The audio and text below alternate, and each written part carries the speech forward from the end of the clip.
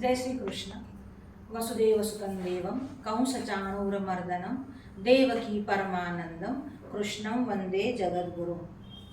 सनातन वैदिक धर्म रूपी वटवृक्ष की छांव में बहुत सारे संप्रदाय और पंथ जो है वो फैले हैं, विकसे हैं, पनपे हैं, बड़े हुए हैं और आज भी उसके आश्रित है।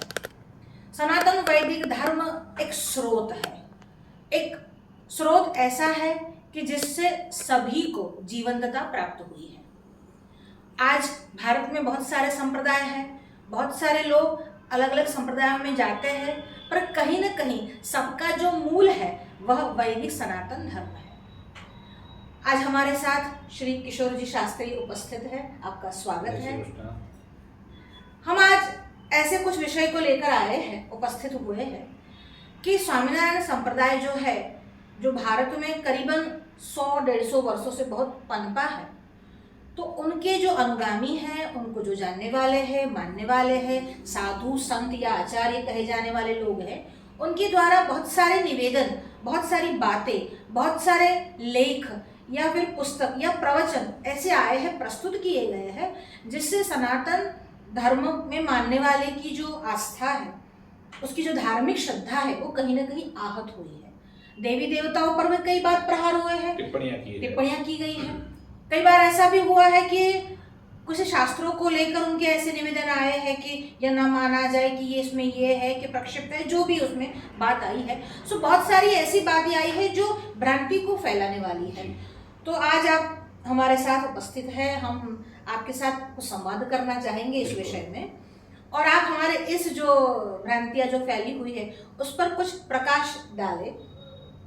संप्रदाय के द्वारा जो पाखंड फैलाया जाता है उसका आरंभ बहुत वर्षों से हो चुका है, पर कहीं ना कहीं आज स्वामीनारायण संप्रदाय भी उसी ओर गतिमान हो रहा है, ऐसा भाषित हो रहा है। तो हम आपसे कुछ पूछना चाहेंगे इस विषय में, तो संवाद को शुरू करते हैं। तो शास्त्री जी, हमारा पहला प्रश्न है कि संप्रदाय और धर्म, इन दोनों में क्या भेद है? जो पूछा है धर्म और संप्रदाय के बीच में क्या भेद है, हमारे यहाँ दोनों की व्याख्या शास्त्रों में स्पष्ट है। धारणा धर्म मिथ्याहुः धर्मोद्धारयते प्रजा, जिससे धारणा होती है, जो धारण करता है वही धर्म है। इस अर्थ में माना जाए तो केवल एकमात्र धर्म ही पूरे ब्रह्मांड में है। धर्म के दो भाग नहीं हो सकते, एक ही है और उसका संपूर्ण स्वरूप कोई है तो वो सनातन धर्म है। इसको छोड़कर किसी को हम धर्म नहीं कह सकते। बाकी जितने भी है वो मत है, मजहब है, पंथ है, संप्रदाय है, वाड़े है, सेक्ट है, उनका एक क्राइटेरिया तय है, वो किसी न किसी प्रवर्तक के द्वारा स्थापित किए जाते हैं, वो संप्रदाय है। जी। जैसे इस्लाम की स्थापना करने वाले मोहम्मद पैगंबर है, या क्रिश्चियनिटी या जिसे ईसाईयत कहते हैं उसकी स्थापना करने वाले यीशु है। जी। तो कहीं महावीर के द्वारा, कहीं नानक के द्वारा, कहीं बुद्ध के द्वारा कोई न कोई संप्रदाय चलाया गया। वस्तुतः वो धर्म नहीं है, संप्रदाय है। जी। सम्यक प्रदायति इति संप्रदायः। सम्यक प्रदानेन, कोई अगर उसमें से एक बात उठा ली, धर्म के कई गुण हैं, उसमें से एक गुण को उठा लिया, आप जो भी मिठास खाते हैं वो मिठास मूलतः गन्ने से आती है, लेकिन आपने लड्डू में कहीं गुड़ के द्वारा डाली, या कहीं चीनी के द्वारा डाली, या कहीं और किसी स्वरूप में डाली, लेकिन उसका मूल स्रोत तो वही गन्ने से आ रहा है। तो जो मूल स्रोत है वो धर्म है, और जो विभिन्न जगह पर अलग अलग मिठाइयों में दिख रहा है वो संप्रदाय है। तो संप्रदाय किसी एक बात को लेकर, किसी एक दृष्टिकोण को लेकर, किसी एक मत को लेकर, किसी एक पूजा पद्धति को लेकर, किसी एक पूजा के देवता को लेकर चलाया जाता है। जैसे इस्लाम चला तो उसकी एक विचार श्रेणी है, एक विचार को लेकर वो चल रहा है। जैसे हमारे यहाँ आर्य समाज चला तो आर्य समाज मूर्ति पूजा का विरोध कर रहा है, लेकिन केवल वेद की एक बात को उन्होंने उठाया और वेद के एक भाग को, मंत्र विभाग को उन्होंने लिया और उसी को लेकर वो चल रहे हैं।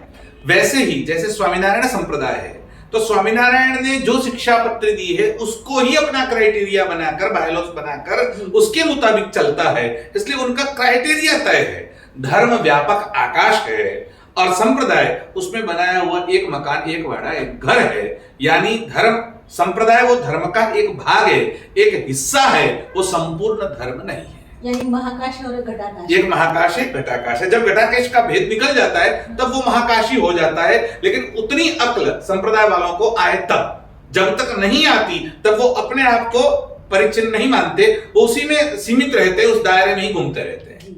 बहुत अच्छे जो आपने अभी कहा कि जो सनातन वैदिक धर्म है वो तो है महाकाश, और उससे जो संप्रदाय बने हैं वो है घटाकाश।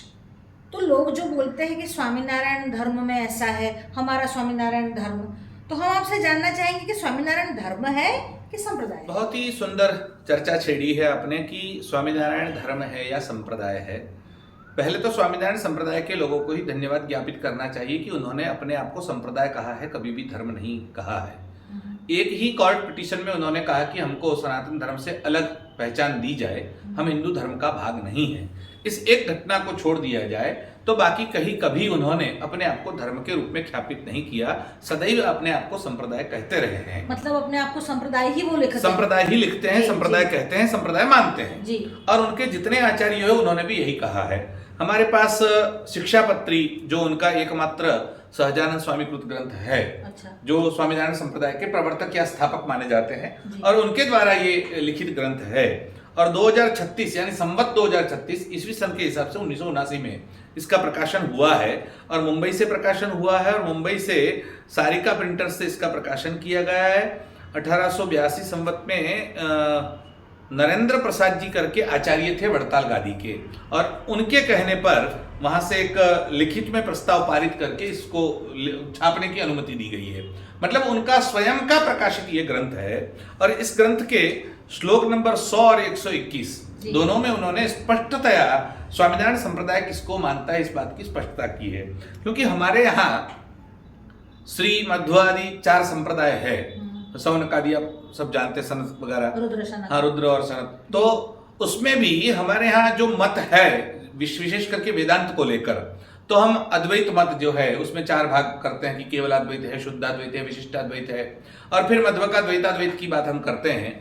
तो उसमें ये किसको मानेंगे, क्योंकि जो मानेगा वो तो संप्रदाय के उस क्राइटेरिया में आ जाएगा।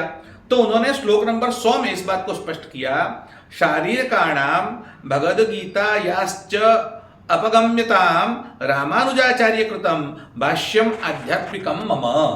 ये स्पष्टता उन्होंने श्लोक नंबर 100 में की और कहा कि श्री रामानुजाचार्य ने किया है। ऐसा जो व्यास सूत्र का श्री भाष्य है और भगवत गीता का भाष्य है, इस दोनों को हम अपना अध्यात्म शास्त्र के रूप में स्वीकार करते हैं। मतलब भगवान वेदव्यास का जो ब्रह्मसूत्र है उसमें रामानुजाचार्य की जो व्याख्या है या भाष्य है उन्हीं को वो लोग स्वीकार करते हैं। बिल्कुल, उन्होंने स्पष्ट रूप से कहा कि हम रामानुजाचार्य की जो व्याख्या है उस श्री भाष्य नाम ही लिखा है, श्री भाष्य का हम स्वीकार कर, मतलब अपने मत का उसमें जोड़ते हैं या अपने मत को उसका भाग मानते हैं जी। आगे उन्होंने श्लोक नंबर 121 में इस बात को फिर से स्थापित किया, मतम विशिष्टाद्वैतम में गोलोको धाम चेप्सितम तत्र ब्रह्मात्मना कृष्ण सेवा मुक्तिश्च गम्यताम।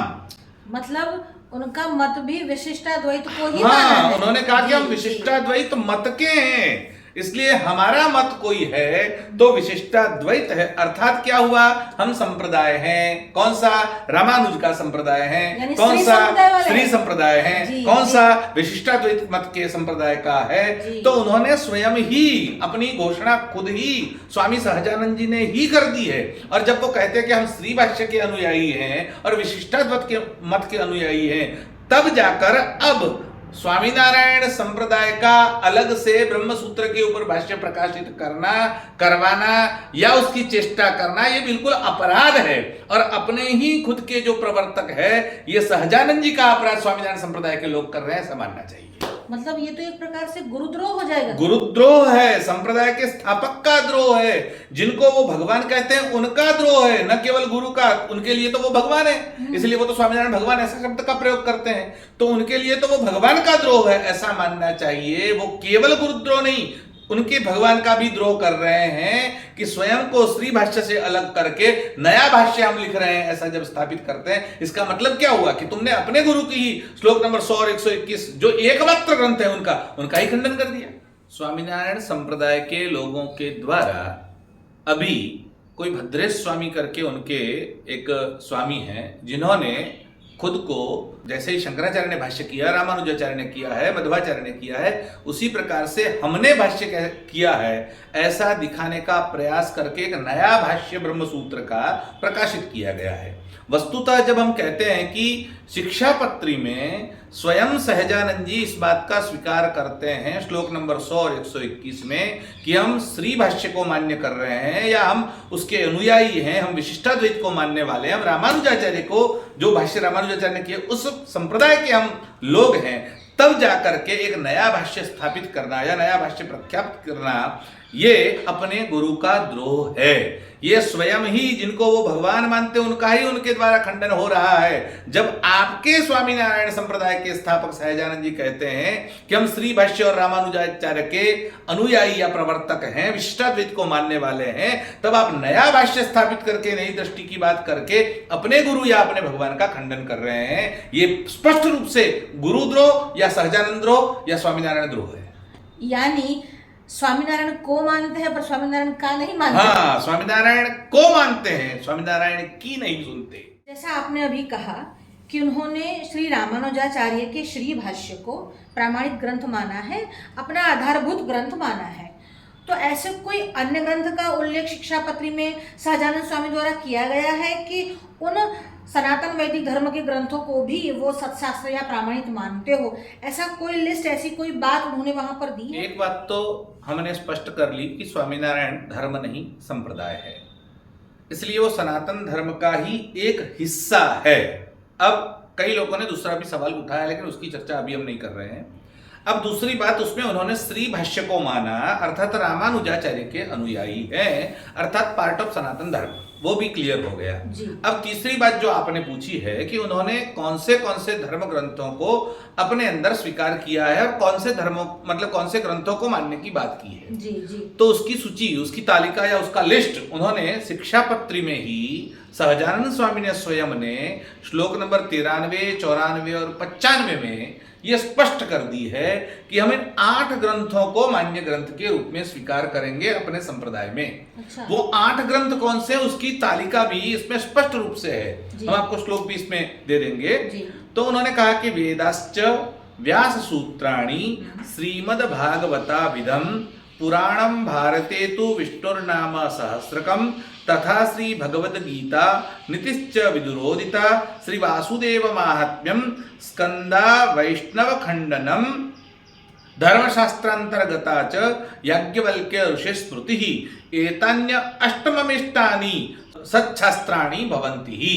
इन सत्शास्त्रों को, सतशास्त्रों को हम मान्य करते हैं। हमारे यहाँ कौन सा वेदाश्च, यानी चारों वेदों को हम मानते हैं। मतलब सर्वप्रथम तो वेद है, वेद सर्व जगह पर है और उन्होंने माना है।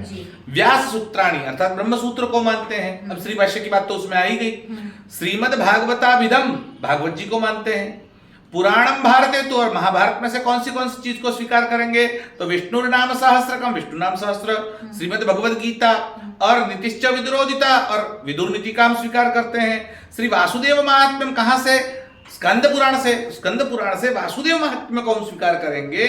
और स्मृतियों में, धर्मशास्त्रों में जैसे मनु आदि हमारी 20 स्मृतियां हैं, उसमें से हम याज्ञवल्क्य स्मृति को मानते हैं। इन 8 को हम अपने संप्रदाय में स्वीकार करते हैं। ये सत्शास्त्र स्वामीनारायण संप्रदाय के माने जाएंगे। अर्थात सनातन धर्म के एक अंश को उन्होंने उठाया, लेकिन सनातन धर्म के जो मूल हैं उन वेदों को तो उन्होंने माना ही है, और बाकी सब में से थोड़ा थोड़ा हिस्सा लिया है। मतलब वेदों के बाद इतिहास पुराणों को भी माना है। हाँ, पुराण में से उन्होंने 2 पुराणों को उठाया, भागवत जी को उठाया और साथ में स्कंद पुराण का वासुदेव महात्म्य उठाया। स्मृतियों में से एक को उठाया, यानी स्मृति को भी मानते हैं, याज्ञवल्क्य स्मृति को लिया, और इतिहास में से, महाभारत में से 3 बातें हमने जो कही पहले वो उठाई। तो इतिहास को, पुराण को, स्मृति को और वेद को, चारों को सम्मिलित किया है। श्रुति, स्मृति, इतिहास और पुराण, चारों को उन्होंने अपने आप में समाहित किया है। वो स्पष्ट करता है कि वो सनातन धर्म का ही एक भाग या उसमें से ही लिया हुआ वस्तु साहित्य है। जब आपने कहा कि उन्होंने श्रुति, स्मृति इन सबको ही अपने प्रमाण में सम्मिलित किया है, तो क्या वेदों को मानने के बाद, स्मृतियों को मानने के बाद, इतिहास में महाभारत को मानने के बाद, भले उसका 3 अंश उन्होंने लिया है, विष्णु सहस्त्रनाम और गीता और विदुर नीति, पर इन सबको मानने के बाद भी भगवान विष्णु, ब्रह्मा जी और शिव जी का वो खंडन करते हैं। क्या वो उनके विषय में उनको वो देवता स्वीकार नहीं करते या उनको वो ईश्वर की उसमें स्वीकार नहीं करते? तो इस विषय में सहजानंद जी का क्या मानना है? आप क्या स्पष्टतया जो बात हम बार बार कह रहे हैं कि सहजानंद को मानते हैं, सहजानंद का नहीं मानते हैं, स्वामीनारायण को मानते हैं, स्वामीनारायण का नहीं मानते हैं। एक संत को भगवान बनाकर सर्वोपरि स्थापित या ख्यापित करने की जो एक प्रकार की उनके दिमाग में कुचेष्टा है, उस कुचेष्टा को वो प्रस्थापित करने की होड़ लगी है। और वो उनके जितने भी आंतरिक संप्रदाय हैं, चाहे वो BAPS हो, चाहे वड़ताल हो, चाहे और कोई हो, काका जी, बापा जी, मामा जी बहुत चल रहे हैं, लेकिन उसमें भी ये जो बात आई है, किसी एक साधु का वीडियो वायरल हुआ था कि वो साधु मेकवाटर करने के लिए गए और उनका जो लघु शंका और लघु शंका में ब्रह्मा उसमें जा रहे थे, लघु शंका में ब्रह्मा जी जा रहे थे, ऐसी बात उन्होंने बोली। कभी विष्णु के विषय में, कभी शिव के विषय में अनाप शनाप बोलते रहते हैं, कोई ना कोई गड़बड़ी कर देते हैं, क्योंकि वो उनको न्याय देने में इनको अन्याय कर रहे हैं। अब सहजानंद जी की बात करते, उन्होंने ऐसा ना कभी कहा है ना कभी किया है। अब उन्होंने जो कहा है उसको जरा आप इसी सहजानंद जी की परिप्रेक्ष्य में यहाँ देखा जाए तो उन्होंने श्लोक नंबर 84 शिक्षा पत्र में उन्होंने स्थापित कर दिया कि कौन से देवों को मानना चाहिए। विष्णु शिवो गणपति पार्वती च दिवाकर एताः पूज्यतया मान्या देवताः पंचमामकैः। हम इन 5 देवताओं को मानेंगे या हमारा संप्रदाय मानेंगे। कौन से 5? तो उन्होंने शुरुआत ही की, विष्णु हो, प्रथम हम विष्णु को मानेंगे, शिवो, शिव को मानेंगे, गणपति ही, पार्वती यानी देवी को भी। ये जो बार बार देवियों के मंदिर का विरोध करते हैं और लोगों के घर से कुल देवता को निकालते हैं, कुल देवियों की पूजा मत करो ऐसा समझाते हैं स्वामीनारायण के दुर्बुद्धि लोग, उनको ये देखना चाहिए 84 नंबर का श्लोक कि उसमें स्पष्ट सहजानंद जी ने घोषणा की कि पार्वती च दिवाकर, हम पार्वती यानी शक्ति को भी मानेंगे और दिवाकर यानी सूर्यनारायण को भी मानेंगे। एताः पूज्यतया मान्या देवताः पंचमामकम, इन 5 का हम स्वीकार करते हैं, इन 5 को ही हम प्रणाम करते हैं। इससे आगे अब अगर आप देखने जाए तो उन्होंने इस बात का भी स्पष्टतया उल्लेख किया कि जहां शिव मंदिर हो उसकी जहां जहां आपको रास्ते में शिव मंदिर मान लो कि मिल गया तो शिव मंदिर के पास से गुजर रहे हैं तो शिव मंदिर में प्रणाम करें, ऐसा ही न गुजरे। इस बात का उन्होंने श्लोक 23 में इस बात को स्थापित करते हुए क्या लिखा? दृष्टवा शिवालयादीनि देवागाराणि वर्तमनि प्रणम्यतानि तद्देव दर्शनम कार्यमादरात्। क्या कहते हैं कि हमें जहां भी शिवलिंग मिल जाए या शिवालय मिल जाए तो उस देव मंदिर में जाई या देखकर उसको प्रणाम करें, नमस्कार करें और उसको आदर थकी मतलब आदर सहित उसका देव दर्शन करें। इस बात की स्पष्टता उन्होंने की और आगे जाकर कहा कि जो ब्राह्मण लोग हमारे पास आते हैं और ब्राह्मण लोग त्रिपुंड करते हैं, जैसे हमने ये त्रिपुंड लगाया है, उनके यहाँ ऊर्ध्व पुंड है, तो ऊर्ध्वपुंड और त्रिपुंड ये दोनों में भेद है, तो त्रिपुंड तो शैव का हो जाएगा। तो उन्होंने कहा कि जिन ब्राह्मणों ने हमसे दीक्षा ग्रहण किया, जो ब्राह्मण हमारे यहाँ आते हैं या हमारे अनुयायी बन गए हैं, तो श्लोक नंबर 46 में उसकी स्पष्टता की, त्रिपुंड रुद्राक्ष धृतीयेषां स्वकुलागताः तैस्तु विप्रादिभिः कापि न त्याज्या सा मदाश्रिते ही। मेरे पास आए हुए उन ब्राह्मणों को अपने त्रिपुंड और रुद्राक्ष का कभी भी त्याग नहीं करना है। यानी रुद्र को भी मानते हैं, शिव को भी मानते हैं, गणपति को मानते हैं, सूर्यनारायण को मानते हैं, पार्वती को मानते हैं, विष्णु को मानते हैं, त्रिपुंड को मानते हैं और रुद्राक्ष को भी मानते हैं। अब वो किसी देवता को नहीं मानते, ऐसा स्वामीनारायण यानी सहजानंद ने तो नहीं लिखा।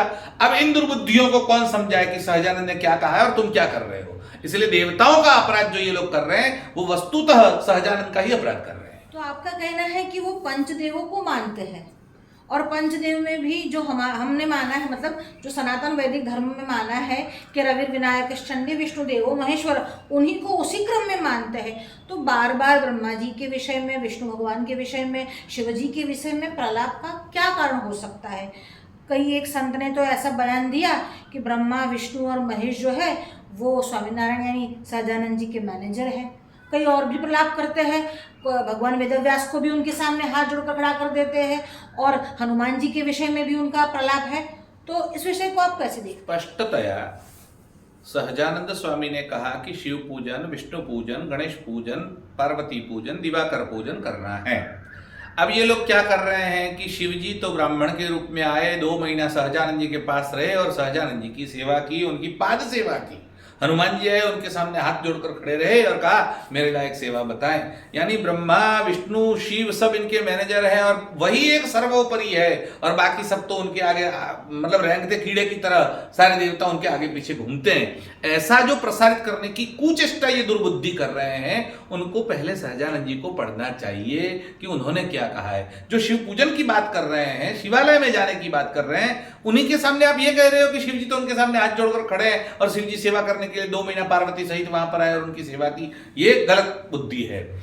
यहां तक कि सहजानंद जी ने तो क्या कहा है वो आपको देखने जैसा है। श्लोक नंबर 115 में उन्होंने स्पष्टतया इस बात की कि अगर ब्रह्मवेता भी हो तो भी अगर ये बात कहे तो हमको स्वीकार्य नहीं है। मतलब ब्रह्मवेत्ता हो तो भी नहीं तो कोई साधारण व्यक्ति की तो बात ही छोड़ दो, जी। ब्रह्मवेता है तो भी उसकी प्रतिमा की पूजा नहीं करनी है, उसका पूजन हम नहीं करेंगे। मतलब ब्रह्मवेत्ता हो तो भी प्रतिमा नहीं बनेगी, साधु की बात तो बहुत दूर की नहीं। बहुत दूर की बात है। और ये लोग तो अपने ही प्रतिमाओं की प्रतिष्ठा करवाते हैं। प्रमुख स्वामी की उपस्थिति, प्रमुख स्वामी की प्रतिष्ठा कर दी गई उनकी मूर्ति की। ये कहां तक ले जाएगा ये हमको। यहां कहा कि कृष्ण तद अवताराश्च ध्येयस्तत् प्रतिमापि च न तु जीवानुदेवाद्या भक्ता ब्रह्म विदोपि च। यानी श्री कृष्ण भगवान और भगवान के जितने अवतार है वही ध्यान करने के योग्य हैं। उनको छोड़कर अगर कोई भी हो और खुद को ब्रह्मवेता हो गया हो तो भी उसकी प्रतिमा की हम पूजा नहीं करेंगे। इसका मतलब क्या हुआ कि स्पष्टतया स्वामीनारायण संप्रदाय के स्थापक या प्रवर्तक सहजानंद स्वामी ये मानते हैं कि हमारे यहां संप्रदाय में व्यक्ति पूजा नहीं रहेगी, केवल इन्हीं 5 देवताओं की हम पूजा करेंगे। अब यहां भी ये लोग जो आजकल कर रहे हैं वो भी गुरुद्रोह, स्वामीनारायण द्रोह या सहजानंद द्रोह ही माना जाना चाहिए। आप जब कहते हैं कि श्री कृष्ण के अवतार, यानी यहाँ पर तो श्री कृष्ण अवतार ही हुए, और दूसरी बात कि उनके अवतारों के अलावा यानी भगवान नारायण के अवतारों के अलावा चाहे वो ब्रह्मवेत्ता भी हो तो उसकी प्रतिमा न बनाई जाए, उसका ध्यान न किया जाए, ऐसा स्वामीनारायण का कहना है। यानी श्री कृष्ण के सभी अवतारों को ये संप्रदाय मान्य करता है क्या? हमारे यहाँ एक है अवतार और एक है अवतारी। जो अवतारी है उन्हीं के भिन्न भिन्न अवतार होते हैं और हम 24 अवतारों के रूप में कभी विष्णु को भी हम अवतारी कहते हैं, कभी श्री कृष्ण को भी अवतारी कई कई संप्रदायों में माना गया है। तो वो श्री कृष्ण को अवतारी समझे, उसमें कोई आपत्ति हमें नहीं है। बात एक ही है, चाहे श्री कृष्ण को अवतारी समझो चाहे विष्णु को अवतारी समझो। लेकिन जहां तक बात होती है कि विष्णु के सारे अवतारों की बात, तो उन्होंने वराह का उदाहरण दिया है उसमें। अच्छा। और सहजानंद जी ने श्लोक नंबर 29, ये जो अपनी जो है शिक्षा पत्री, उसमें 29 श्लोक में ये जो बात लिखी है बहुत गौर करने योग्य बात है। उन्होंने कहा कृष्ण कृष्णावताराणाम खंडनम यत्र युक्तिभिः कृतम स्यात् तानि शास्त्राणि न मान्यानि कदाचन। कृष्ण और कृष्ण के अवतार वरादि जो भी है वो सब, वराह इसलिए कहा गया कि वराह निकृष्टतम जो प्राणी है उसको माना गया है, इसलिए वरादि जो भी अवतार हैं वो श्री कृष्ण के अवतार हैं। यानी वराह को माना गया तो मत्स्यादि तो समझ आ गए, सब उसमें समाविष्ट हो गए। हाँ। यानी हम जितने भी श्री कृष्ण के अवतार है अर्थात विष्णु के अवतार है अर्थात नारायण के अवतार है, उन सब अवतारों को कोई ये अगर युक्ति पूर्वक उसका खंडन कर दिया हो तो ऐसे ग्रंथ ऐसे शास्त्र न हम मानेंगे और उसको सुनना भी पाप है, मतलब उनको सुने भी नहीं। अच्छा। अगर किसी ने ऐसा किया है तो अब यही लोग विष्णु को अपने चेले बना रहे हैं या विष्णु को नौकर या मैनेजर बोल रहे हैं, तब इनको कौन सा पाप लगेगा, कौन सा दोष लगेगा? ये स्वयं ही शिक्षा पत्री का उल्लंघन कर रहे हैं, खंडन कर रहे हैं, अपराध कर रहे हैं। मतलब देवताओं का अपराध जो करते हैं उनके लिए बिल्कुल ही स्पष्ट शब्दों में मना कर दिया गया है। तो कई संत जो है, कई साधु जो है, जो इसी संप्रदाय के अनुगामी हैं और आचार्य है या फिर उपदेशक है, तो कई लोग तो ऐसे हैं कि जो ऐसा उपदेश नहीं देते। हाँ, वो अलग बात है कि वो सभी एक ही संप्रदाय के हैं, तो क्या वो लोग भी दोषी हैं जो इस प्रकार के उपदेश नहीं देते? स्वामीनारायण संप्रदाय का खंडन हम नहीं कर रहे हैं या स्वामीनारायण संप्रदाय का खंडन अपने ग्रंथों से नहीं कर रहे हैं। जो सहजानंद जी ने खुद कहा है उन्हीं की बातों को उनके चेले चपाटे नहीं मान रहे हैं, इस बात को हम प्रस्थापित कर रहे हैं, प्रतिपादित कर रहे हैं। जो आपने पूछा है कि देवताओं का जो लोग विरोध कर रहे हैं, यानी उन्होंने तो इंद्र के विषय में भी बोला, आपने शायद वो वीडियो देखा भी होगा। जी। इंद्र के विषय में बोला, ब्रह्मा के विषय में बोला, विष्णु शिव के विषय में बोला, हनुमान जी के विषय में बोला, देवियों के विषय में तो रोज बोलते रहते हैं। तो इन सब का बोलते यार, सती साध्वियों के विषय में भी खोडियार का विरोध भी उन्होंने किया। अच्छा अच्छा। तो जब ये सब बातें आती है, भले ही खोडियार को आप देवी न मान, लेकिन सती साध्वी में तो आपको उनकी गणना करनी ही पड़ेगी। तो आप उसका विरोध कर रहे हैं, तब आपको सहजानंद जी ने क्या लिखा है वो अगर आप समझ ले रहे तो स्वयं ही उसका खंडन हो जाएगा, हमें खंडन करने की आवश्यकता नहीं रहेगी। तो उन्होंने अपनी शिक्षा पत्र के श्लोक नंबर 21 में जो लिखा है 21, वो पढ़ना चाहिए सभी लोगों को, और विशेष करके स्वामी नारायण के लोगों को ये बार बार पढ़ना चाहिए। मतलब आप उष्ण लघु न्याय कर रहे हैं? बिल्कुल, उनके अंदर से ही लेकर उनको दे रहे हैं कि ये प्रमाण देखो। जी जी। तो ये जो उन्होंने कहा है श्लोक नंबर 21, क्या कहते हैं? देवता तीर्थ विप्राणाम साध्वीनाम च सतामपि वेदानांच न कर्तव्या निंदा श्रव्या न च कचित। जो इतने इतने देवता, तीर्थ, विप्र यानी ब्राह्मण, साध्वीनाम सती साध्वी स्त्री, और सतामपि वेदानांच न कर्तव्य, और वेदों की जो निंदा करते हो उनकी निंदा कर न तो कभी करनी है और न कभी सुननी है। यानी करने वाला तो दोषी है ही, इनकी जो निंदा सुनता है वो भी दोषी है। अब जो अभी गादी पर बैठे हैं या अभी जो आचार्य पद धारण कर रहे हैं, वो चाहे वड़ताल के हो, चाहे बीएपीएस की हो, चाहे वो महंत स्वामी हो, चाहे वो राकेश प्रसाद जी हो, चाहे नृपेंद्र प्रसाद, कोई भी हो, लेकिन अपने ही साधु, अपने ही शिष्य वो जो देवताओं का खंडन कर रहे हैं, वो जो सती साध्वियों का खंडन कर रहे हैं, वो जो ब्राह्मणों का अपराध कर रहे हैं, सहजानंद जी कहते हैं अगर ऐसा कर रहा है तो न तो आपको सुनना है और न उनको देखना है, न उनको मानना है। मतलब ये जो कर रहे हैं उसको मानने के सहजानंद ही मनाही कर रहे हैं कि आप इनको मत माने, और फिर भी ये लोग इसी बात को, वितंडावाद को खड़ा कर रहे हैं। हमारे यहाँ तो यहाँ तक की आया है कि ब्रह्म हत्या, सुरापानम, स्तेयम, गुरुवांगनागमः, जो महापाप कहे गए हैं उसमें ये 4 तो महापाप है। यानी ब्रह्म हत्या है, दारू पीना, सुरापान है, स्तेय मतलब चोरी, सुवर्ण चोरी है, और गुरुवांगनागमः गुरु पत्नी के साथ समागम करना, व्यभिचार करना। लेकिन 5वां जो महापाप है कौन सा है? इन 4 के साथ 1 साल तक रहना, वो भी 5वां महापाप है। मतलब संसर्ग दोष है। जी, जी। तो ऐसे लोग, अगर कोई वेदों की निंदा करता है, ब्राह्मणों की निंदा करता है, देवों की निंदा करता है, तीर्थों की निंदा करता है, उनके साथ संसर्ग करने वाला भी अपराधी है। इसलिए न केवल बोलने वाले ये साधु है वो अपराधी है, उनको आरक्षण देने वाले उनके आचार्य भी अपराधी बन जाएंगे। मतलब जो उनको नहीं रोक रहे वो अपराधी, उनको दंडनीय कार्यवाही करनी चाहिए। अपने संप्रदाय से या तो निकालना चाहिए या उनको दंड देना चाहिए। उनको तब करना चाहिए जैसे हमारे यहाँ होता था। पहले हमारे शारीरिक शिक्षा नहीं होती थी। क्या करते थे कि कोई विद्यार्थी पढ़ रहा है और उसने कोई उच्छृंखल किया है तो वो उपवास करता था। 21 दिन का उपवास करेगा, 10 दिन का उपवास करेगा, 5 दिन का उपवास करेगा, मंत्र जाप करेगा, यज्ञ होम करेगा। तो आपको उनको दंडित करना चाहिए और वो समाज में प्रस्तावित करना चाहिए कि हमने इसको दंडित किया है। आपने जो भी कहा कि ये तो अपनी ही बात से अपनी ही बात का खंडन कर रहे हैं, जिसको हमारे यहाँ उष्ट्र लघुण न्याय कहा गया है कि एक जो ऊंट है जिसके कंधे पर बहुत सारा लकड़ी का भारा जो है लगा हुआ है, उसी में से आपने भी शिक्षा पत्री में से एक एक लकड़ियाँ चुन चुन कर उन्हीं की बात का जो जवाब है उत्तर दिया है। बहुत अच्छे से आप इस विषय को आगे बढ़ा रहे हैं। तो हमारा जैसे हमारे यहाँ तुलसीदास जी भी कहते हैं कि हरिहर निंदा सुनई जे काना होई पाप गो घात समाना। यानी जो हरि और हर की निंदा सुनता है वो भी गोहत्या समान पाप करता है।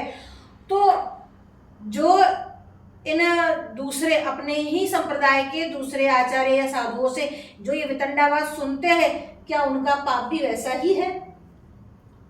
पाप तो पाप ही होता है, एक बात तो ऐसा है जी। और दूसरी बात कि हरिहर निंदा सुनने वाला पापी है नहीं, उसका समर्थन करने वाला पापी है। अच्छा। तीसरी बात, न समर्थन करने वाला, उसको रोकता नहीं है या फिर वहां खड़ा रहता है, वो भी पापी है। मतलब जो विरोध का स्वर न उठाए विरोध का स्वर। इसलिए हमारे यहाँ ये भी कहा गया है कि अन्याय को सहन करने वाला दोषी है, ऐसा नहीं विरोध न करे वो भी दोषी है। इसलिए अन्याय का विरोध न करते हैं तो भी दोषी है।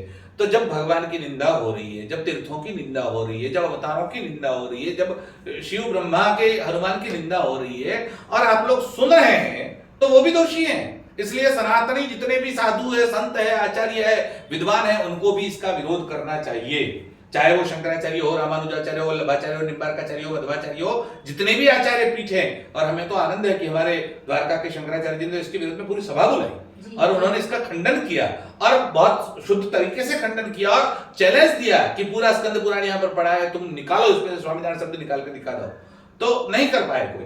तो ये जो चैलेंज है वो सारे आचार्यों को देना पड़ेगा और उनको कहना पड़ेगा कि इसके सामने आपको स्थापित करना होगा, प्रतिपादित करना होगा, स्पष्ट आना पड़ेगा कि आप कोई भी साधु हो, हम स्वामीनारायण को संत स्वीकार करते हैं, एक संत है, लेकिन संत को आप भगवान बनाने की जो चेष्टा करते हैं, उनको सर्वोपरि उसमें भी बनाने की चेष्टा करते हैं और वो तो कहते हैं ब्रह्मा विष्णु है तो इसके नीचे आते हैं। यानी ये जो अपराध है ये अक्षम्य अपराध है।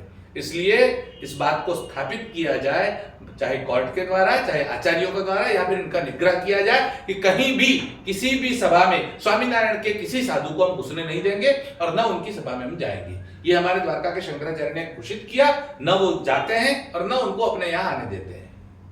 तो दर्शन करने के लिए कोई भी आ सकता है, उसमें मना नहीं है, लेकिन मंच शेयर करना है तो नहीं करेंगे, ये बात तो होनी ही चाहिए। मतलब जो सनातन वैदिक धर्म का विरोध करे या अपने को मनमाने ढंग से प्रस्तुत करे, उनका विरोध तो होना ही चाहिए। बिल्कुल होना चाहिए, और विरोध नहीं करेंगे तो भी आप अपराधी हैं। जैसे अंग्रेजों का विरोध न करने वाले उस समय में अपराधी माने जाते थे कि इतना बड़ा आंदोलन आजादी का चल रहा है और अंग्रेजों का आप समर्थन कर रहे हैं, तो समर्थन करने वाले दोषी हैं। तो स्वामीनारायण संप्रदाय भी अंग्रेजों के समय था, तो क्या उन्होंने कभी ऐसा देखा गया है कि उन्होंने अंग्रेजों का विरोध किया या अंग्रेजियत का विरोध किया हो? कई ग्रंथों से ऐसे प्रमाण प्राप्त होते हैं कि उन्होंने अंग्रेजों के साथ साठगांठ की। अच्छा। और ऐसा प्रमाण भी मिला है कि उनका मतलब सहजानंद स्वामी का अहमदाबाद में आने पर प्रतिबंध उस समय के राजा ने लगा दिया गया था। उनका अहमदाबाद प्रवेश प्रतिबंध था। अब कितनी सच्चाई है वो थोड़ा देखना पड़ेगा, लेकिन ये ग्रंथों में मिला है कि उनकी प्रवेश पर प्रतिबंध था। तब अंग्रेज वाइसरॉय आया और वाइसरॉय के साथ उन्होंने साठगांठ की, और जब अंग्रेजों ने अहमदाबाद का कब्जा ले लिया तब जाकर के सहजानंद जी को वहां प्रवेश मिला। और प्रवेश मिला इतने नहीं, 50,000 स्क्वायर फुट जमीन में कालूपुर मंदिर बनाने के लिए अंग्रेजों ने को जगह दी। जब अंग्रेज किसी को नहीं दे रहे थे तो उनको दिया, इसका मतलब कहीं ना कहीं कोई तार जुड़ा है।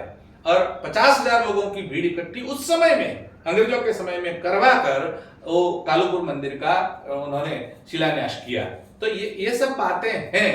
तो उस समय अंग्रेजों का विरोध नहीं, अंग्रेजों के साथ ही लोग जुड़े हुए थे। आपने जो कहा कि एक संत को भगवान साबित करने की कुचेष्टा है, तो जरा इस बात पर आपसे हम कुछ सुनना चाहेंगे कि परमात्मा क्या है, ईश्वर क्या है, भक्त क्या है, संत क्या है, ऋषि क्या है, आचार्य क्या है, देव क्या है, सन्यासी क्या है, साधु क्या है? क्या इन सब में भेद है कि बस एक ही सब अलग अलग नाम मात्र, यानी समानार्थी शब्द है?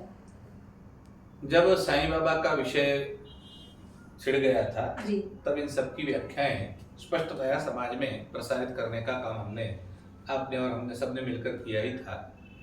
लेकिन फिर भी आज जब समय आया है तो एक तो जो ब्रह्म है, मतलब अखंड शाश्वत जो है, उस तत्व को ब्रह्म कहा गया है।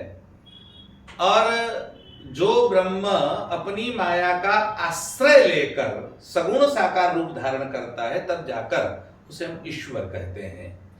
बात तो वही है, तत्व तो वही है, तत्व में भेद नहीं आता, लेकिन वो सगुण साकार रूप धारण करता है। क्योंकि जब तक निर्गुण निराकार है तो वो आपकी प्रार्थना सुन नहीं सकता, आपको फल दे नहीं सकता।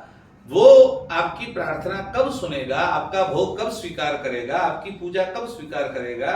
जब वो सगुण होगा और साकार होगा। इसलिए जो साकार बनकर आता है वो माया से सहित होकर, अपनी माया का आश्रय लेकर, माया का आश्रय लेकर जो बनता है वो है ईश्वर। उसी को हम भगवान कहते हैं। तो जो भगवान आदि शंकराचार्य जी कहते हैं कि माया कल्पित नानाकारम मनाकारम भुवनाकारम, वही बात आप बता रहे हैं? बिल्कुल, भगवान शंकराचार्य ने कहा कि माया से कल्पित होकर, माया कल्पित नानाकारम मनाकारम भुवनाकारम, तो कल्पित आकार माया के कारण लेते हैं। मतलब माया उनकी एक शक्ति है, जिसे आप अचिंत्य शक्ति हो या कोई डिवाइन पावर कहो, ऐसी कोई शक्ति, अदृश्य शक्ति को, लेकिन नाम आप अलग अलग दे सकते हो, वस्तुतः कोई एक शक्ति है जिसका आवरण लेकर परमात्मा, आवरण इसलिए है कि बाकी लोगों को दिखाई नहीं पड़ता, इसलिए उसे आवरण कहा जाता है। तो उस आवरण को लेकर परमात्मा परब्रह्म जो निर्गुण निराकार है वो सगुण साकार होता है, तब जाकर के वो ईश्वर कहा जाता है। मतलब ईश्वर की व्याख्या तय है हमारे यहाँ, ब्रह्म की व्याख्या भी तय है। इसलिए हमारे यहाँ ईश्वर के विषय में भगवान शंकराचार्य जी ने जो भगवद गीता में कहा है, जो भगवान ज्ञान ऐश्वर्य बल शक्ति विद्या तेजो भी सदा संपन्न, तो उसमें वो माया सहित है, यानी माया के जो है वो कल्पना लेकर, माया का आवरण लेकर वो करता है। तो ये तो है परमात्मा और ईश्वर। तो क्या सहजानंद जी इन दोनों में से कुछ है, या शिक्षा पत्र के माध्यम से जो आप बता रहे हैं, तो शिक्षा पत्र में सहजानंद जी ने कुछ कहा है कि मैंने माया का आश्रय लिया, या फिर माया से हमने सब धारण किया, ऐसा कुछ? जहां तक सहजानंद जी की बात है, अभी आपने आचार्य शंकर का उल्लेख किया जी। कि उन्होंने जो विष्णु पुराण में जो बात आई है कि षण्णाम भग इति रणा, ये 6 भग के लक्षण है, और जो भग को सहित है, भग से सहित है, उसे भगवान कहा जाता है। जैसे धन वाला यानी धनवान, रूप वाला रूपवान, स्वरूपवाना स्वरूपवान, तो वान शब्द जहां लगा है उसको, उसका अधिपत्य है, इसका मतलब ये होता है। तो भगवान में 6 वस्तुओं का समन्वय को भग कहते हैं। उसी बात को भगवान शंकराचार्य ने लिखा, सच भगवान ज्ञान वैराग्य ऐश्वर्य बल विद्या तेजो भी सदा संपन्न, इन 6 वस्तुओं के मिश्रण को भग कहते हैं। ऐसा सामर्थ्य किसी का नहीं होता, ऐसी स्त्री किसी की नहीं होती, ऐसा ज्ञान किसी का नहीं होता। ऐसे जो 6 चीजें हैं वो जिनमें सदा संपन्न, कल नहीं था और आज आ गया, ऐसा नहीं है। तो अगर सदा संपन्न जब हम कहते हैं, तो क्या सहजानंद स्वामी में ये जो वृद्धत्व था वो आया गया, ऐसा कुछ हुआ? जो उनका स्वरूप था वो आया गया, ऐसा कुछ हुआ? यानी वो सदा संपन्न थे कि कदा संपन्न थे? इसलिए जितने भी संत हैं कोई सदा संपन्न नहीं हो सकते। हाँ, वो परमात्मा का अंश है, उसमें ना नहीं कर सकते। जब ज्ञान हो जाए तब ब्रह्मविद ब्रह्मैव भवति, वो बात अलग है कि मैं भी ब्रह्म हूँ, तो लेकिन पर वो तो आत्मालक्षी बात है, वो आत्मालक्षी है, शरीर लक्षी बात नहीं है। कल कोई वैश्य कहने लगे कि सभी में शिव है, सभी में ईश्वर है, सभी में परमात्मा है, सभी में मैं ब्रह्म देखती हूँ, तो मेरा पति और दूसरे का पति में क्या भेद है? तो वो नहीं चलेगा। इसलिए अगर कोई कहता है कि मैं ब्रह्म हूं अर्थात परमात्मा हूं या भगवान हूं, ऐसा कोई दावा करता है तो पहले 4 बार विचार करना चाहिए। या तो हमारे पंडित जी कहते थे कि उनको मेंटल हॉस्पिटल में ले जाकर शॉक देना चाहिए, लेकिन सहजानंद जी ने ऐसा दावा कभी नहीं किया। अच्छा। उन्होंने तो सदैव कहा मैं वेदों को मानता हूं, मैं तीर्थों को मानता हूं, मैं शास्त्रों को मानता हूं। मतलब श्री कृष्ण के भक्त के रूप में उनकी छवि आई है। उन्होंने श्री कृष्ण का ही स्तवन किया है, राधा कृष्ण का ही पूजा की उन्होंने जीवन भर, और लोगों को यही कहा है श्री कृष्ण की भक्ति का विरोध करे, उसका परछाई भी उसकी नहीं लेनी चाहिए। ऐसा हमने ऐसा भी सुना कि जिसके वाम भाग में राधा जी विराजित है, ऐसे श्री कृष्ण को हम प्रणाम करते हैं। ऐसा श्लोक आया है उसमें, उन्होंने कहा है कि जिसके वाम भाग में राधा जी है और जिनके वक्षस्थल में श्री यानी लक्ष्मी विराजमान है, उस श्री कृष्ण का मैं ध्यान करता हूँ। ऐसा शुरुआत में ही उन्होंने श्लोक कर दिया है।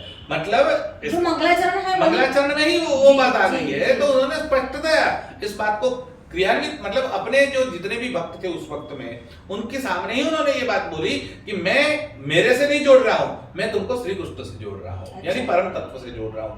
अब के लोग जो उनके हैं वो श्री कृष्ण की बात बाकी कर देते हैं। अब जाओ आप स्वामीनारायण मंदिर में, स्वामीनारायण की मूर्ति मतलब सहजानंद की मूर्ति मुख्य है, नवा राधा कृष्ण है, मतलब नाम दे दिए गए नर नारायण देव, लक्ष्मी नारायण देव, लेकिन परम तत्व कौन है तो वो सहजानंद बन गए।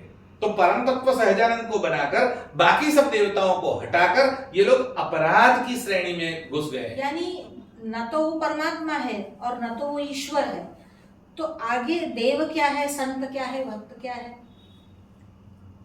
परम तत्व की बात हमने की, ईश्वर की बात, भगवान की बात हमने की। उसी प्रकार से हमारे यहाँ देवता है जी। देवता अनेक है, ईश्वर एक है। भगवान के रूप अलग अलग हो सकते हैं, भगवान अलग अलग नहीं हो सकते। यानी परम तत्व तो एक ही है, अलग अलग रूप में दिखाई पड़ता है। वो कभी सुदर्शन चक्र लेकर आता है, कभी वो गदा लेकर आता है, कभी वो धनुष बाण लेकर आता है, कभी त्रिशूल लेकर आता है। तो परमात्मा नहीं बदल जाते, परम तत्व तो वही है, अलग अलग रूप में दिखाई पड़ता है। वैसे ही अवतार आते हैं तो कई लोग ऐसा लिखते हैं, हमारे यहाँ कई लोगों ने ये कहा कि जो महान आदमी बन जाता है या मोटा आदमी बन जाता है तो उसको अवतार की श्रेणी में ढकेल दिया जाता है। यहाँ ढकेला नहीं जाता, अवतृ धातु है, ऊपर से उतरण मतलब नीचे आना, अवतरणान, हाँ, तो वो जो नीचे आता है उसे अवतार कहा जाता है, जो ऊपर जाता है उसका नाम अवतार नहीं है। अभी 15 अगस्त आएगी, हम लोग ध्वजारोहण करेंगे, तो ध्वजारोहण, ध्वजा अवतरण, अवतरण यानी नीचे उतरना। अच्छा। तो परमात्मा सीढ़ी के द्वारा नीचे उतरता है, मतलब अपना स्थान छोड़कर नीचे आ जाता है, मतलब सर्वदेशी एकदेशी बन जाता है। जी। तो सर्वदेशी एकदेशी बनने का नाम अवतरण है, उसी का नाम अवतार है। तीसरी बात देवता है। हमारे यहाँ देवता किसे कहा जाता है? द्यू धातु है, प्रकाशमान होना, वो देवता का लक्षण है। इसलिए हमारे देवता अनेक है, मतलब 33 कोटि हम लोग बोलते हैं कि 33 करोड़ देवता है। बढ़ भी सकते हैं, कम भी हो सकते हैं, लेकिन अरबों की संख्या में देवताओं का वर्णन हमारे यहाँ आया है। केवल 33 करोड़ है ऐसा नहीं है, लेकिन 33 करोड़ एक गणना कर दी गई, तो 33 करोड़ देवता है। तो देवताओं की संख्या अनेक है, परम तत्व एक ही है, भगवान एक ही है। तो सहजानंद स्वामी क्या परमात्मा ईश्वर तो नहीं, देवता भी नहीं है वो? सहजानंद जी न देवता है, न ऋषि है, न आचार्य। ऋषि, आचार्य और भक्त। अब जहां तक ऋषि की बात है, तो ऋषि कौन है? तो हमारे यहाँ ऋषियों की अलग अलग श्रेणियां बताई गई है कि भाई ये देवर्षि है, ब्रह्मर्षि है, राजर्षि है, महर्षि है, कांडर्षि है, वेदर्षि है, सूतर्षि है। वो सारे देवताओं की जैसे श्रेणियां होती है वैसे ऋषियों की श्रेणियां है। नारदादयो देवर्षय, नारद वगैरह देवर्षि है, वशिष्ठाद्या ब्रह्मर्षय, विश्वामित्राद्या राजर्षय, तो ये सब व्यासादयो महर्षय, तो ये सब देवताओं मतलब ऋषियों की श्रेणी है। तो जो ऋत साक्षात्कार करते हैं या जिन्होंने वेदों को देखा है, मंत्रों को देखा है, श्रुति को देखा है, जिन्होंने दर्शन किए हैं, ऋषयो मंत्र दृष्टारः, जो मंत्र दृष्टा है, तो मंत्र का दर्शन करने वाले, दर्शन करने वाले। दर्शन करने वाले का मतलब ऐसा नहीं है कि इस पुस्तक में मंत्र लिखा हुआ है और मैं देख रहा हूं तो मैंने दर्शन कर लिया, ऐसी बात नहीं है उसमें। इस मंत्र को देखने के कारण मैं आज से कल करने लगूं, मैंने भी मंत्र देख लिया, मैं ऋषि हो गया, ऐसा नहीं। जिन्होंने मंत्र का साक्षात्कार किया है वो ऋषि है हमारे। तो साक्षात्कार से आपका क्या तात्पर्य है, क्या मतलब है? ऋषि जो साधना के द्वारा परम तत्व की प्राप्ति का प्रयास करते हैं, तब जाकर के परमात्मा उनके सामने मंत्रों के द्वारा दिखाई पड़ता है। जो मंत्र का दर्शन उनको साधना की स्थिति में होता है, ध्यान में दिखाई देता है, फिर उसको वो याद रखकर बोलते हैं, तभी उसी का नाम श्रुति हो जाता है। वही जो उन्होंने अपने आप को ध्यान में जिस मंत्रों को देखा, समाधि अवस्था में जिन मंत्रों को देखा, उन्हीं का उन्होंने लेखन किया, इसलिए वो श्रुति है। मतलब सहजानंद स्वामी न तो भगवान है यानी परमात्मा है, न तो सगुण साकार यानी ईश्वरीय भगवान है, और ना ही आप कहते हो कि वो देवता भी नहीं है, क्योंकि वो प्रकाशमान जो तत्व है या फिर जो उनकी जो सिद्धियां शक्तियां रहती है देवताओं की, न तो वही उनमें दृष्टिगोचर होती है, और न तो वो ऋषि है क्योंकि उन्होंने वेदों के किसी मंत्र का दर्शन नहीं किया। लेखन के विषय में भी देखो तो अगर भगवान वाल्मीकि की बात करें तो रामायण को देने वाले हैं, भगवान वेदव्यास की बात करें तो महाभारत आदि को देने वाले हैं, याज्ञवल्क्य आदि की बात करें तो स्मृतियों को देने वाले हैं। तो देने के नाम पर भी एक शिक्षा पत्री ही उनकी उसमें आई है, उनका अकाउंट केवल एक शिक्षा पत्री में ही खुला है। तो आगे जो बातें आई है कि भाई आचार्य भक्त संत, उसके बारे में मतलब वो क्या लक्षण है उसके?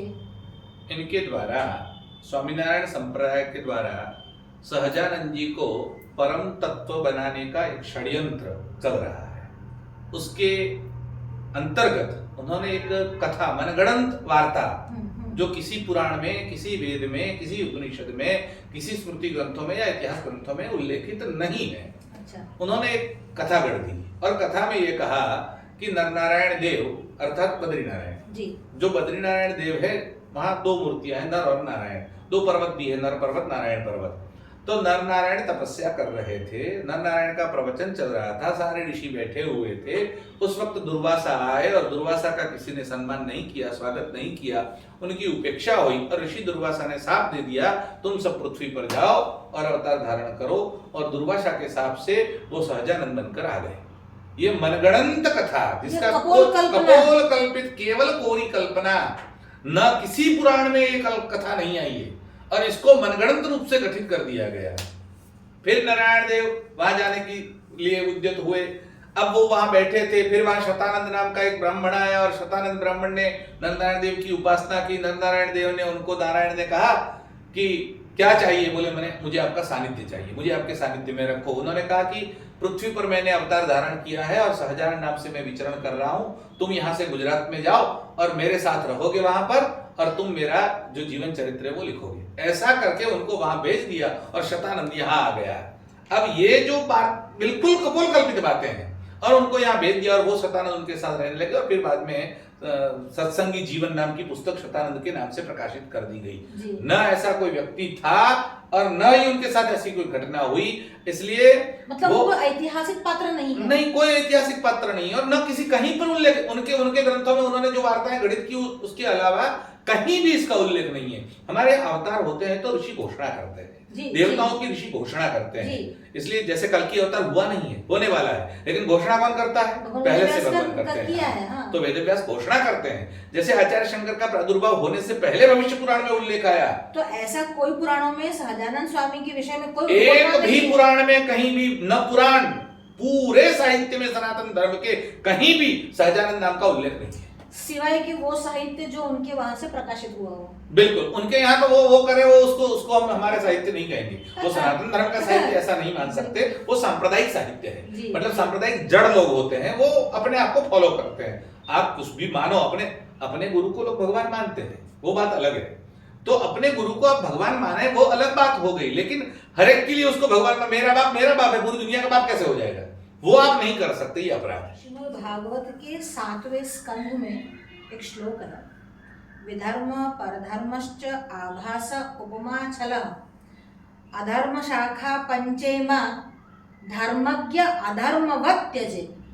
तो ये जो भाग उसमें आए हैं, या फिर अधर्म की जो 5 शाखाएं बताई है, जरा उस शाखा के विषय में भी आपसे जानना चाहेंगे कि विधर्म क्या है, परधर्म क्या है, आभास धर्म क्या है, उपमा धर्म या उपधर्म क्या है, और छल धर्म क्या है। जो विपरीत धर्म है वो विधर्म है, स्पष्टतया। जैसे कि धर्म की जितने भी बातें हैं, ये करो ये मत करो, डू एंड डोंट, तो विधि और निषेध, जो धर्म की सारी बातों का निषेध करते हैं वो विधर्म है। जो निषेधात्मक बातों को ही सकारात्मक लेते हैं, जहां हमने मना किया कि ये नहीं करना है वो वही करते हैं। जैसे हमने कहा कि गो मांस नहीं खाना है तो वो गो मांस खाते हैं, तो मतलब वो विधर्मी है। जितनी बातें हमारे यहाँ शास्त्रों में कही गई, उन बातों के विपरीत आचरण वाले सारे विधर्मी हैं। इसलिए भले ही मुसलमान, ईसाई आदि धर्म न होते हुए भी विधर्मवत आचरण करते हैं, इसलिए उनको हम विधर्मी कहते हैं। यानी हम धर्म समझकर जिसको मान तो रहे हैं, पर वो सच में धर्म में बाधा रूप है। बाधा रूप है, वो वस्तुतः धर्म नहीं है, धर्म से विपरीत भावना को पैदा करते हैं। दूसरा है परधर्म, यानी वर्ण धर्म में ब्राह्मण हूं, लेकिन ब्राह्मण होते हुए मैंने क्षत्रिय का धर्म अपना लिया, मैंने वैश्य का धर्म अपना लिया, मैंने शूद्र का धर्म, मतलब एक के धर्म को दूसरा अगर अंगीकार कर लेता है, यानी वर्ण धर्म को, तो वो हमारे लिए परधर्म है। तो जो भगवद गीता में बात आई है कि स्वधर्म जो है वही श्रेयस्कर है, परधर्म भयावह, तो क्या वो इसी बात को लेकर आई है? इसी बात को लेकर आया है कि स्वधर्मे निधनम श्रेयः, अपने धर्म में मर जाना श्रेयस्कर है, लेकिन दूसरे के धर्म का अंगीकार नहीं करना है। तो यहाँ पर भगवान श्री कृष्ण, जो अर्जुन ने कहा कि अपने ही लोगों को मैं मारूंगा, इससे अच्छा है कि मैं भिक्षावृत्ति करके ही अपना जीवन निर्वाह कर लूंगा, तो जो क्षत्रिय होकर ब्राह्मण का धर्म अपनाना चाहते, उस विषय को लेकर कुछ कहा गया है? भगवान श्री कृष्ण ने स्पष्टतया कहा कि अनारी जुष्टम अस्वर्गम अकीर्तिम कर्म अर्जुन, ये तो तुम्हारे लिए अनारी जैसा काम है, ये तुम्हें नहीं करना चाहिए। अस्वर्गम, तुम्हें स्वर्ग की प्राप्ति नहीं होगी, इहलोक में भी नहीं और परलोक में भी तो सुखी नहीं होगा, क्योंकि परधर्म का आलंबन कर रहा है। अगर परधर्म का आलंबन कर रहेगा सभी जगह से भ्रष्ट हो जाएगा, ना यहाँ का रहेगा ना वहां का रहेगा। तो स्पष्टतया परधर्म का अंगीकार करना निषेध माना गया है। यहाँ धर्म की बात चल रही है, तब हिंदू मुस्लिम सिख ईसाई जैन बौद्ध पारसी की बात नहीं है, यहाँ दूसरे के धर्म का अंगीकार करने की बात है।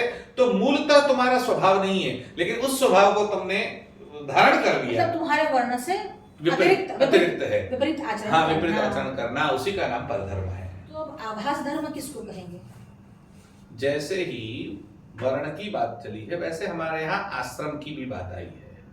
तो आश्रम में हमारे यहाँ एक स्टेप है कि पहले आप ब्रह्मचर्य आश्रम का पालन करेंगे, फिर आप गृहस्थाश्रम में प्रवेश करेंगे, फिर आप वानप्रस्थी बनेंगे, फिर जाके आपको संन्यास का अधिकार प्राप्त होगा।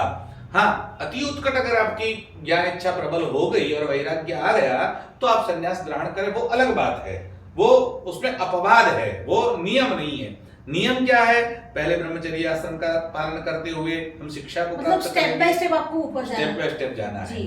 जो स्टेप बाय स्टेप न जाकर सीधा ही आश्रम की एक आश्रम का त्याग करके दूसरे आश्रम में घुस जाता है, तब उसे हम उपमा कहते आवास कहते हैं।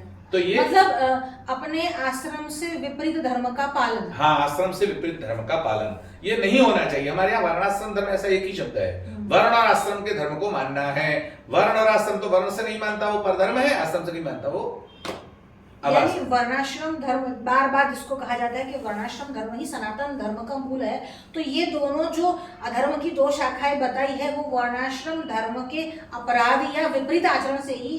अरे हमारे यहाँ भगवान शंकराचार्य जो आचार्य पीठे हैं, इन आचार्य पीठों पर जब शंकराचार्य आते हैं तब उनके आने से पहले उनकी जो बिरुदावली बोली जाती है उसमें आता है वर्णाश्रम शिक्षकाः, वर्णाश्रम सदाचार शिक्षकाः। वर्ण और आश्रम के धर्म का प्रतिपादन करने और सिखाने वाले वो शिक्षक है। यानी वर्णाश्रम धर्म प्रतिपादित जो सदाचार है उसके वह शिक्षक है, रक्षक भी है वो। इसीलिए सनातन धर्म का मूल अगर कोई है तो वो वर्णाश्रम धर्म है। जब तक वर्णाश्रम धर्म है तभी तक सनातन धर्म सुरक्षित है। वर्णाश्रम धर्म नहीं है तो सनातन धर्म नहीं है। और हमने ये भी सुना है कि वर्णाश्रम धर्म जब तक शेष है तभी तक संन्यास का अधिकार भी है।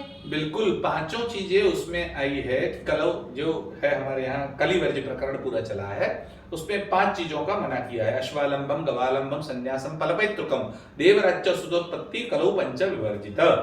तो उसमें 5 चीजें कही कि अश्वमेध नहीं करना कलयुग में, गोमेध नहीं करना है, संन्यास नहीं लेना है, मांस से तर्पण नहीं करना है, और पति मर जाए तो दियर के साथ उपभोग करके संतान की उत्पत्ति नहीं करनी है। ये 5 चीजों का मना किया। लेकिन संन्यास के विषय में देखते हुए आगे के श्लोक में लिखा कि जब तक वर्णाश्रम धर्म शाश्वत है तब तक आप संन्यास ले सकते हैं। वर्णाश्रम धर्म समाप्त हो गया क्योंकि संन्यास का अधिकारी कौन है? तब ब्राह्मण, क्षत्रिय, वैश्य, इन तीनों को संन्यास का अधिकार है। उसमें भी दंड संन्यास लेना हो तो ब्राह्मण का अधिकार। तो ये सब बातें हैं, लेकिन संन्यास का अधिकार वर्णाश्रम से निहित है, इसलिए वर्णाश्रम से ही संन्यास सुरक्षित है। यानी वर्णाश्रम धर्म को छोड़कर परधर्म या आभास धर्म का जो प्रचलन चलाते हैं उनको हम धर्म के रूप में स्वीकार नहीं कर सकते। बिल्कुल नहीं। तो उपमा धर्म क्या है और छल धर्म क्या है?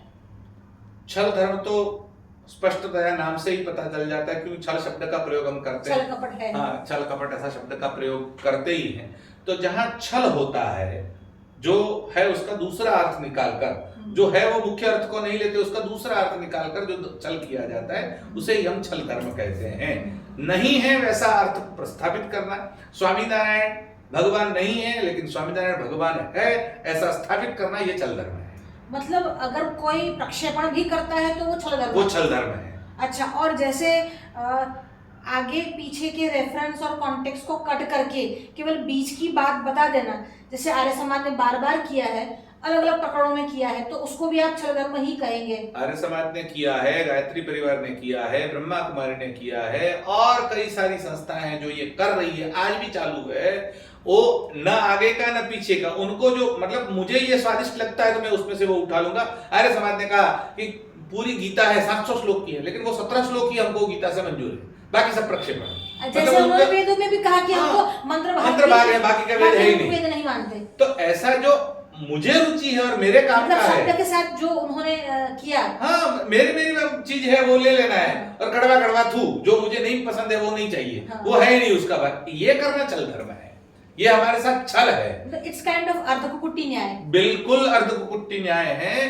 तो जो नहीं है उसको ही प्रतिपादित करना, जो गलत है उसको पेश करना, अथवा उसमें से निकालकर, जैसे एक श्लोक आया है जी। मनुस्मृति में आया है 227 नंबर का श्लोक, शायद 7वें अध्याय का, प्रॉपर स्मरण नहीं है लेकिन शायद ये है। तो उसमें ये आया कि भाई मनुष्य ब्राह्मण से क्षत्रिय, वैश्य और शूद्र बन सकता है, लेकिन कब बन सकता है तो वो आगे पीछे के श्लोक में वो नहीं बताएंगे, वो खाली बन सकता है ये बात लिखी। अब उसमें आगे के श्लोक में क्या आया है, मेरे एक मित्र ने मुझे श्लोक भेजा कि ये तो आया है, मैंने कहा आगे का श्लोक देखो पहले, आगे 225-226 में क्या कहा है कि एक स्त्री का विवाह अगर दूसरे वर्ण में हो जाए, फिर उसकी पुत्री फिर उसी वर्ण में, फिर उसकी पुत्री उसी वर्ण में, 7 पीढ़ी तक चलता रहे, कन्या कन्या कन्या कन्या, और तब जाकर वो ब्राह्मण बन सकता है, उसके अलावा नहीं बन सकता। तो वो बात नहीं बताएंगे, बन सकता है वो बात बता देंगे। जैसे भगवत गीता के एक श्लोक के बारे में कहा गया है कि चातुर्वर्ण्यम मया सृष्टः गुण कर्म विभागश। अब वह गुण और कर्म पूर्व जन्म का है कि नहीं, इस जन्म का है कि नहीं, इस विषय को मतलब इस शास्त्रीय विषय को छोड़कर मनमाने ढंग से उन्होंने गुण और कर्म के विभाग से ही आपने वर्ण और आश्रम का जो तय कर लेते हैं, तो ये छल धर्म है। बिल्कुल अवश्य यही छल धर्म है कि जो नहीं है उसको स्थापित करना, ख्यापित करना, प्रदर्शित करना, वो भी शब्द की यानी आपके शास्त्रीय प्रमाण के माध्यम से। बिल्कुल बिल्कुल। तो फिर उपमा धर्म किसको कहेंगे? उपमा धर्म पाखंड को कहते हैं। जो पाखंड है, जैसे मैं सन्यासी नहीं हूं लेकिन मैंने सन्यासी का वेश धारण किया है, कपड़े पहने हैं, मालाएं धारण कर ली, दाढ़ी बना ली है, और मैं जाकर ख्यापित करता हूं कि मैं सन्यासी हूं, तुम लोग मेरी मानो, मैं आचार्य नहीं हूं शंकराचार्य, लेकिन शंकराचार्य बनकर घूम रहे हैं। आज देश में 4 ही शंकराचार्य होने चाहिए, तब 99 शंकराचार्य घूम रहे हैं। तो ये जो है, जो न होते हुए अपने आप को ख्यापित करना, जो अलग है वो न दिखाकर दूसरा ही कुछ दिखाना, ये जो बात है यही हमारे यहाँ उपमा कहा गया है। इसी का नाम हमारे यहाँ पाखंड कहा गया है। तो दूसरे शब्दों में जो पाखंड है, पापस्य खंडानि पाखंडा, जो पाप के खंड है, ऐसा जो पाप हो रहा है सती साध्वी, वो है क्या? है तो वैश्या, लेकिन दिखाएगी क्या? मैं सती साध्वी हूं। जैसे रावण साधु का वेश धारण करके गया और इंद्र ने भी ऐसा अलग अलग वेश बनाए, तो वो जो है वो उसकी आप बात कर रहे हैं। वही बात है, अगर इंद्र भी गौतम का रूप धारण करके जाता है अहल्या के पास, वो पाखंड धर्म है। और फिर उसी को शाप तो मिलता ही है। किस लिए इंद्र को शाप मिला गया? तो सहस्त्र योनि हो जाए, ये किसने? शाप तो गौतम ने दिया ना। सहस्राक्ष होने का। हाँ, सहस्राक्ष हुआ हो तो सहस्त्र योनि सहस्त्र भग वाला इंद्र क्यों हुआ? तो ये पाखंड के कारण हुआ। ये पाखंड करना हमारे यहाँ अपराध है, पाप है, और ये अधर्म की श्रेणी में है। इसलिए अधर्म की 5 श्रेणियां जो आपने कही, 5 शाखा है, उसमें से एक शाखा ये पाखंड को ही हमारे यहाँ उपमा माना है। तो जो भगवान नहीं है उसको भगवान के रूप में प्रस्थापित करना, ख्यापित करना, क्या वो पाखंड धर्म है कि पुराण आदि में प्रक्षेपण करने के कारण वह छल धर्म है, कि अपने वर्ण और आश्रम से भिन्नता होने के कारण वह जो आपने कहा कि आभास धर्म है या फिर परधर्म है, तो या फिर धर्म को मानते हुए हम करते, ये धर्म है ऐसे समझकर उसको मान रहे हैं, पर वो धर्म से विपरीत होने के कारण विधर्म है। तो इन 5 जो शाखाएं हैं उसमें से स्वामीनारायण संप्रदाय जो अभी वर्तमान समय में है उसको आप कहाँ रखेंगे? जहां तक बात है, आपने 5 शाखाएं गिना दी कि परधर्म है, विधर्म है। इसको हम विधर्म नहीं मानते, खाली विधर्म की बात छोड़ देते हैं कि वो विधर्म नहीं है, क्योंकि धर्म का ही, सनातन धर्म का ही एक भाग होने के कारण मूल रूप पे उसको हम विधर्मी नहीं कहेंगे। तो वो विधर्मी तो नहीं है, लेकिन परधर्म तो है ही, वो उपमा तो है ही, आभास तो है ही, छल तो है ही। सन्यासी का वेश बनाकर अपने लोगों को सन्यास दिया है ऐसा बोला जाता है, वस्तुतः उनके यहाँ सन्यास है ही नहीं, क्योंकि सन्यास में तो शिखा और सूत्र का त्याग होता है। जी। अब यहाँ तो शिखा सूत्र सन्यास लेने के बाद धारण करना पड़ता है, तो उनके यहाँ सन्यास है ही नहीं। तो सन्यासी न होते हुए भी सन्यासी के कपड़े पहनना, सन्यासी ख्यापित करना, यानी पाखंड भी है, छल भी है, परधर्म भी है और उपमा भी है। यानी सन्यासी जो है वह शिखा और सूत्र, जो मतलब सन्यास आश्रम है वो गृहस्थाश्रम धारण करता है, यानी आभास धर्म है। जो आपने कहा कि जो नहीं है, मतलब भगवान नहीं, उसको भगवान दिखा रहा है, मतलब वो पाखंड धर्म है। तो परधर्म उनके वहां कहाँ लागू होता है इस संप्रदाय में? क्या बिल्कुल 100% ये परधर्म ही है। दूसरे के धर्म को अपने आप में अंगीकार कर देना, ये परधर्म है। तो परधर्म तो है ही, आभास भी है, उपमा भी है, छल भी है। क्योंकि नहीं है जो वेद वाक्य या नहीं है पुराण के वाक्य, वहां अपने पक्ष में नए वाक्य या नए श्लोक गढ़ देना, उसमें घुसेड़ देना, या जहां भी स्वामी शब्द आया हो तो ये स्वामीनारायण के लिए, स्वामी शब्द तो पहले तुमने थोड़े दिया है, स्वामी शब्द तो पहले थे, तो जहां जहां स्वामी शब्द आया उसको अपना स्वामीनारायण के अर्थ में अर्थ घटित कर देना, ये भी एक रूप में उनके साथ हमारे साथ परधर्म है, आभास है। जैसे राम का नाम लेकर आसाराम और रामपाल भी अपने आप में राम शब्द लगाते हैं, वैसे नारायण शब्द लेकर कोई भी नारायण तो कहाँ बन सकता है। तो ये जो परधर्म की, विधर्म की या फिर अधर्म की जो 5 शाखाएं बताई है, तो इन 5 शाखाओं में से बहुत सारी बातें ऐसी है जो ये वर्तमान में जो संप्रदाय फूट निकले, जो आपने कहा कि जैसे बीज जब खेतों में बहुत सारे धान्य वगैरह उगते हैं तो बहुत सारे और भी जो निंदनीय जो घास आदि है वो भी उग जाते हैं अपने आप। तो इस प्रकार से ये फूटे हुए हैं। तो क्या सचमुच ये संप्रदाय ऐसा था कि अभी ये सारी बातें उसमें उभर कर आई है? दोनों बातें चल रही है। कई विद्वान ऐसा मानते थे कि पहले से ही इनके मन में खोट थी जी, लेकिन हम जैसा उनका आचरण देख रहे थे पिछली सदी में, तब तक ये बात स्थापित नहीं हो रही थी या दिखाई नहीं दे रही थी। लेकिन हिस्ट्री अगर आप उसको एक लाइन में देखने जाए, क्रमबद्धता देखें, तो पहले जब सहजानंद जी थे तब ये बात नहीं थी। उनके बाद में जो लोग आए, फिर शतानंद के नाम से बात चली, फिर उनके बाद में आए तो गोपालानंद जी के नाम, फिर गुणातीतानंद जी के नाम से ये बात चली, और फिर तो बाकी के एक लाइन लगी पूरी की पूरी।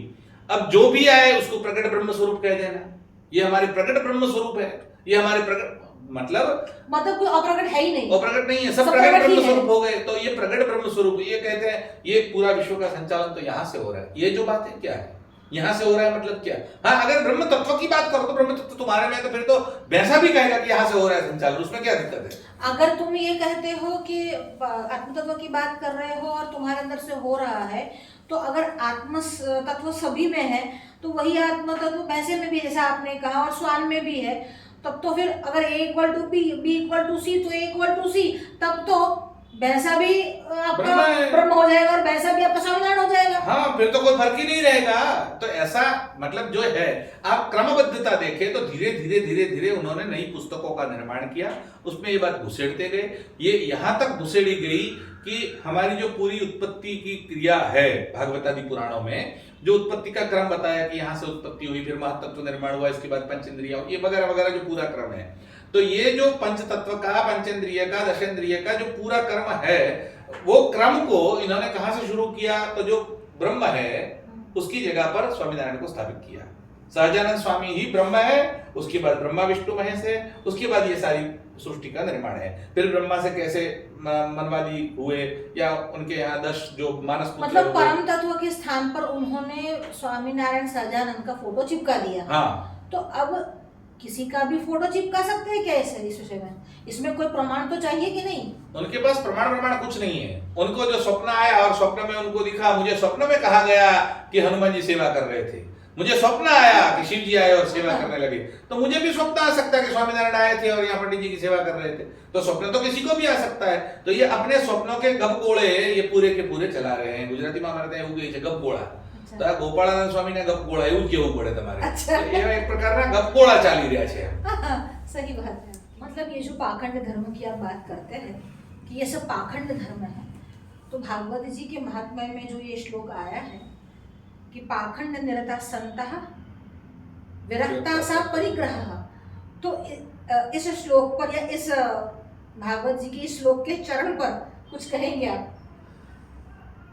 भागवत जी ने स्पष्ट कर दिया कि कलयुग में जो संत होंगे वो पाखंडी होंगे।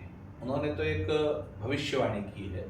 भगवान वेदव्यास ने कहा कि पाखंड धर्म का लोग आश्रय लेंगे, पब्लिक लेगी वहां तक तो ठीक है, संत भी लेंगे। पाखंड निरता संतो मतलब उसकी सीमा आ जाएगी, हाँ, वहां तक पहुंच जाएगा, बढ़ोतरी होगी, इतनी बढ़ोतरी होगी, संत भी पाखंड करेंगे।